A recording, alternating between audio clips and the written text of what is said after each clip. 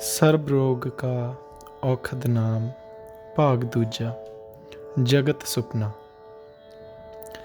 ਆਤਮ ਸਾਇੰਸ ਦੇ ਵਿਦਿਆਰਥੀ ਲਈ ਇਸ ਸਾਇੰਸ ਜਾਂ ਇਲਮ ਨੂੰ ਚੰਗੀ ਤਰ੍ਹਾਂ ਸਮਝਣ ਲਈ ਆਪਣੇ ਨਿਸ਼ਚਿਆਂ ਦੀ ਬੁਨਿਆਦ ਬਦਲਣੀ ਪੈਂਦੀ ਹੈ।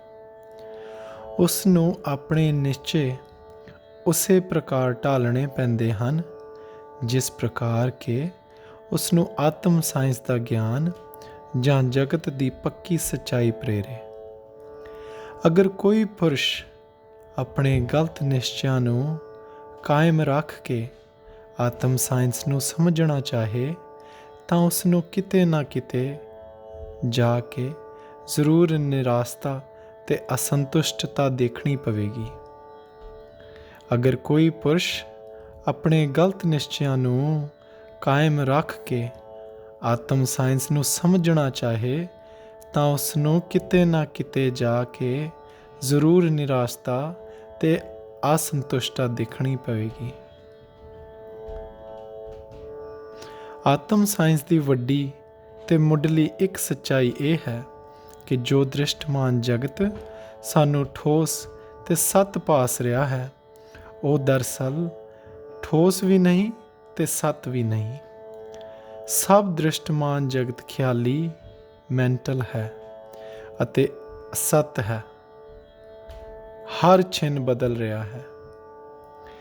ਜਗਤ ਦੇ ਖਿਆਲੀ ਹੋਣ ਵਾਸਤੇ ਇੱਕ ਸ਼੍ਰੀ ਗੁਰੂ ਗ੍ਰੰਥ ਸਾਹਿਬ ਦਾ ਹੀ ਫੈਸਲਾ ਨਹੀਂ ਬਲਕਿ ਆਤਮ ਸਾਇੰਸ ਦੇ ਅੱਜ ਤੱਕ ਹੋਏ ਸਭ ਸਾਇੰਸਦਾਨਾਂ ਦਾ, ਵਿਦਵਾਨਾਂ ਦਾ, ਵਿਚਾਰਵਾਨਾਂ ਤੇ ਫਿਲਾਸਫਰਾਂ ਦਾ ਸਾਂਝਾ ਫੈਸਲਾ ਹੈ ਕਿ ਜਗਤ ਰਚਨਾ ਭਾਵੇਂ ਸਾਡੀ ਅੱਖ ਨੂੰ ਠੋਸ ਤੇ ਸੱਚੀ ਭਾਸਦੀ ਹੈ ਪਰ ਅਸਲ ਵਿੱਚ ਹੈ ਖਿਆਲੀ ਅਤੇ ਛਿਨ ਛਿਨ ਤੇ ਰੰਗ ਵਟਾ ਰਹੀ ਹੈ।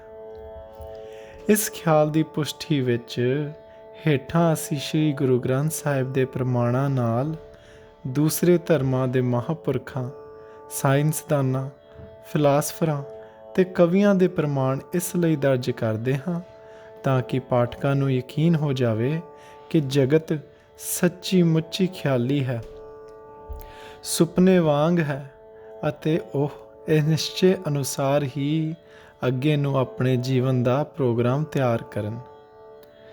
ਜੈਸਾ ਸੁਪਨਾ ਰੈਨ ਕਾ ਤੈਸਾ ਸੰਸਾਰ, ਢੰਡੋਲਿਮ ਢੂੰਡਿਮ ਡਿਠ ਮੈਂ ਨਾਨਕ ਜਗ ਧੂਏ ਕਾ ਤਵਲਹਾਰ। ਭੱਬਾ ਭਰਮ ਮਿਟਾਵੋ ਆਪਣਾ, ਯਾ ਸੰਸਾਰ ਸਗਲ ਹੈ ਸੁਪਨਾ। ਜਗ ਜੀਵਨ ਐਸਾ ਸੁਪਨੇ, ਜੈਸਾ ਜੀਵਨ ਸੁਪਨ ਸਮਾਨਨ। ਸਾਚ ਕਰ ਹਮ ਗਾਠ, दीनी छोड़ परम निधानं। चंचल सुपने ही उलझायो, इतनी ना बूझै कबहू चलना। बिकल भयो संग मायो। ਗੁਰਬਾਣੀ ਦੇ ਉਤਲੇ ਪ੍ਰਮਾਣਾਂ ਤੋਂ ਇਲਾਵਾ ਮਸ਼ਹੂਰ ਹਿੰਦੁਸਤਾਨੀ, ਯੂਨਾਨੀ ਤੇ ਜਰਮਨ ਆਤਮ ਸਾਇੰਸਦਾਨਾਂ ਨੇ ਵੀ ਜਗਤ ਦੇ ਖਿਆਲੀ ਹੋਣ ਦੀ ਗਵਾਹੀ ਭਰੀ ਹੈ। ਸੰਸਾਰ ਸਭ ਮਾਇਆ, ਧੋਖਾ, ਫਰੇਬ, ਛਲ ਹੈ ਅਤੇ ਮਿੱਥਿਆ ਹੈ ਨਹੀਂ ਪਰ ਭਾਸਦਾ ਹੈ। ਸ਼੍ਰੀ ਸ਼ੰਕਰਾਚਾਰਿਆ ਜੀ। ਇਹ ਦੁਨੀਆ ਅਸਲੀਅਤ ਦੀ ਨਹੀਂ ਬਲਕਿ ਪਰਛਾਵਿਆਂ ਦੀ ਰਚੀ ਹੋਈ ਹੈ। ਪਲੇਟੋ, ਯੂਨਾਨ ਦੇ ਮਸ਼ਹੂਰ ਸਾਇੰਸਦਾਨ ਤੇ ਫਿਲਾਸਫਰ। ਇਹ ਦੁਨੀਆ ਕੇਵਲ ਰੂਪ ਰੰਗ ਹੈ, ਅਸਲੀਅਤ ਕੁਛ ਨਹੀਂ ਵੱਲੋਂ ਕੈਂਟ, ਜਰਮਨੀ ਦੇ ਪ੍ਰਸਿੱਧ ਫਿਲਾਸਫਰ। ਸ਼੍ਰੀ ਰਾਮ ਚੰਦਰ ਜੀ ਦੇ ਗੁਰੂ ਸ਼੍ਰੀ ਵਸ਼ਿਸ਼ਟ ਜੀ, ਜਿਨ੍ਹਾਂ ਨੂੰ ਸ਼੍ਰੀ ਗੁਰੂ ਗ੍ਰੰਥ ਸਾਹਿਬ ਵਿਖੇ ਗੁਰਮੁਖ ਦਾ ਦਰਜਾ ਦਿੱਤਾ ਗਿਆ ਹੈ, ਨੇ ਸ਼੍ਰੀ ਰਾਮ ਚੰਦਰ ਜੀ ਨੂੰ ਉਪਦੇਸ਼ ਕਰਦਿਆਂ ਦੱਸਿਆ ਕਿ ਇਹ ਜਗਤ ਜੋ ਭਾਸਤਾ ਹੈ ਸੋ ਵਾਸਤਵ में कुछ उत्पत्त नहीं हुआ, अविचार करके भासता है। विचार किए से निवृत्त अलोप हो जाता है। जैसे अंधेरे में रस्सी ही सर्प भासता है सो भ्रम है, जब रोशनी में देखिए रस्सी में से सर्प भाव दूर हो जाता है, तैसे ही अविचार अनजानता करके जगत भासता है और विचार से लीन हो जाता है। अंग्रेजी ते उर्दू ਦੇ ਸਭ ਤੋਂ ਵੱਡੇ ਕਵੀਆਂ ਨੇ ਵੀ ਜਗਤ ਨੂੰ ਖਿਆਲੀ ਦੱਸਿਆ ਹੈ। We are such stuffs as dreams are made of by Shakespeare। ਭਾਵ ਅਸੀਂ ਤੇ ਸਾਡਾ ਜਗਤ ਅਤੇ ਸਾਡੇ ਸੁਪਨੇ ਇੱਕੋ ਚੀਜ਼ ਧਾਤ ਜਾਂ ਮਸਾਲੇ ਤੋਂ ਉਤਪੰਨ ਹੁੰਦੇ ਹਨ। हस्ती के मन फरेब में आ जाइयो असद, आलम तमाम हल्का ए दाम ख्याल है वल्लों हज़रत गालब। भाव माया जा जगत रचना दे फरेब विच ऐ असद जां गालब ना आवी। सब जगत रचना केवल ख्यालां दा ही जाल है। राज़े हस्ती राज है, जब तक कोई महरम ना हो, खुल गया जब राज महरम के सिवा कुछ भी ना हो। डॉक्टर इकबाल वालों। भाव माया जां जगत रचना दा भेद तक माया जां जगत रचना दा भेद तद तक ही कायम है जद तक इसनूं जानन वाला ना होवे। जो इसनूं जान लवे ਤਾਂ ਫਿਰ ਉਸ ਤੇ ਆਪਣੇ ਆਤਮਾ ਦੇ ਸਿਵਾ ਹੋਰ ਕੁਝ ਰਹਿੰਦਾ ਹੀ ਨਹੀਂ। ਅੱਜ ਕੱਲ੍ਹ ਦੇ ਪ੍ਰਸਿੱਧ ਡਾਕਟਰ ਅਲੈਗਜ਼ੈਂਡਰ ਕੈਨਨ ਆਪਣੀ ਪੁਸਤਕ ਇਨਵਿਜ਼ੀਬਲ ਇਨਫਲੂਐਂਸ ਵਿੱਚ ਲਿਖਦੇ ਹਨ, All things we see are only mind in form and substance।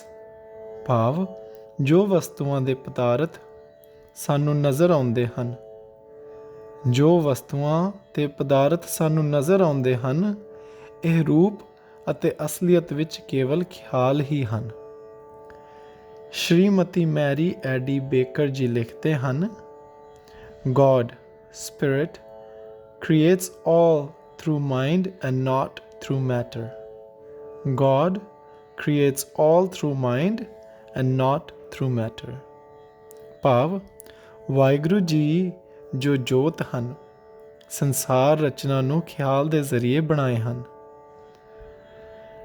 ਮਾਦੇ ਦੇ ਜ਼ਰੀਏ ਨਹੀਂ। ਵਾਹਿਗੁਰੂ ਜੀ ਜੋ ਜੋਤ ਹਨ, ਸੰਸਾਰ ਰਚਨਾ ਨੂੰ ਖਿਆਲ ਦੇ ਜ਼ਰੀਏ ਬਣਾਉਂਦੇ ਹਨ, ਮਾਦੇ ਦੇ ਜ਼ਰੀਏ ਨਹੀਂ। ਮਾਦਾ ਜੋ ਨਜ਼ਰ ਪਿਆ ਆਉਂਦਾ ਹੈ, ਉਹ ਇੱਕ ਖਾਸ ਹਾਲਤ ਵਿੱਚ ਖਲੋਤਾ ਹੋਇਆ ਖਿਆਲ ਹੀ ਹੈ। ਵੱਲੋਂ ਸ਼੍ਰੀਮਤੀ ਮੈਰੀ ਕਰੋਲੀ। ਅੱਜ ਕੱਲ੍ਹ ਦੇ ਯੁੱਗ ਦੀ ਸਾਇੰਸ ਦਾ ਵੀ ਸਾਂਝਾ ਫੈਸਲਾ ਹੈ ਕਿ ਜਗਤ ਰਚਨਾ ਮਾਦੇ ਦੇ ਪ੍ਰਮਾਣੂਆਂ ਤੋਂ ਨਹੀਂ ਬਲਕਿ ਬਿਜਲੀ ਦੀਆਂ ਸੂਖਸ਼ਮ ਲਹਿਰਾਂ ਤੋਂ ਬਣੀ ਹੈ। ਜੋ ਗੁਰਸਿੱਖ ਜਗਤ ਰਚਨਾ ਨੂੰ ਖਿਆਲੀ ਮੰਨਣ ਦਾ ਅਭਿਆਸੀ ਹੋ ਜਾਵੇ, ਉਸ ਨੂੰ ਗੁਰਬਾਣੀ ਦੇ ਬਾਕੀ ਦੇ ਸਭ ਸਿਧਾਂਤ ਅਰਦਾਸ, ਸਿਮਰਨ, ਤਨ ਦੀ ਅਰੋਗਤਾ, ਰਿੱਧੀਆਂ ਸਿੱਧੀਆਂ, ਬ੍ਰਹਮ ਗਿਆਨ ਆਦਿ ਸਮਝਣ ਵਿੱਚ ਕੋਈ ਦਿੱਕਤ ਨਹੀਂ ਰਹੇਗੀ। ਆਤਮ ਸਾਇੰਸ ਦੇ ਪਾਠਕਾਂ ਅੱਗੇ ਬੇਨਤੀ ਹੈ ਕਿ ਗੁਰੂ ਤੇਗ ਬਹਾਦਰ ਜੀ ਦੇ ਹੇਠ ਲਿਖੇ ਸ਼ਬਦ ਦਾ ਉਹ ਸਮਝ ਕੇ ਰੋਜ਼ ਕਈ ਵਾਰੀ ਪਾਠ ਕਰਿਆ ਕਰਨ ਅਤੇ ਮਨ ਵਿੱਚ ਜਗਤ ਰਚਨਾ ਦੇ ਸੁਪਨਾ ਹੋਣ ਦੀ ਮੁੱਢਲੀ ਸੱਚਾਈ ਦ੍ਰਿੜ ਕਰਨ। ਫਿਰ ਉਹਨਾਂ ਦਾ ਜ਼ਿੰਦਗੀ ਸੰਬੰਧੀ ਸਾਰਾ ਦ੍ਰਿਸ਼ਟੀਕੋਣ ਆਪੇ ਗੁਰਮੁਖਾਂ ਵਾਲਾ ਹੋ ਜਾਵੇਗਾ। ਰੇ ਨਰ ਐਸਾ ਚੀਜੀ ਧਾਰ, ਸਗਲ ਜਗਤ ਹੈ ਜੈਸੇ ਸੁਪਨਾ, ਬਿਨ ਸਤ ਲਗਤ ਨਾ ਬਾਰ। ਰੇ ਨਰ ਐਸਾ ਚੀਜੀ ਧਾਰ, ਸਗਲ ਜਗਤ ਹੈ ਜੈਸੇ ਸੁਪਨਾ, ਬਿਨ ਸਤ ਲਗਤ ਨਾ ਬਾਰ। ਬਾਰੂ ਭੀਤ ਬਨਾਈ ਰਚ ਪਚ, रहत नहीं दिन चार। तैसो ही ए सुख माया के, उर्जो कहाँ गवार।